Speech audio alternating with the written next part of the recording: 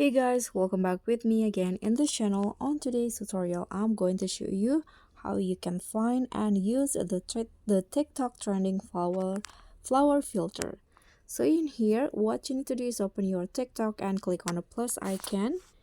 And here, I'm going to go with 60 seconds, for example, and click on the effects or filter options.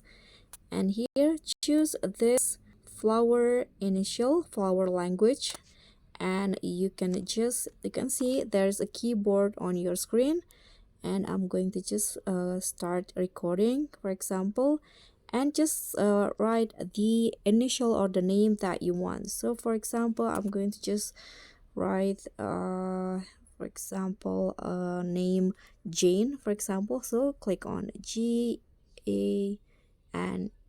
like this, and then click on OK. And after that, you can add some decoration in here. Okay,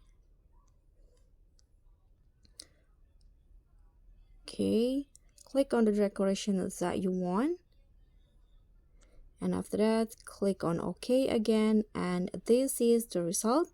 You can just click on a check icon, then you can upload the result, or you can just save it to your gallery. So guys, that's all from me. Thank you so much for watching. Don't forget to like, comment, and subscribe. Also click on the thanks. Bye.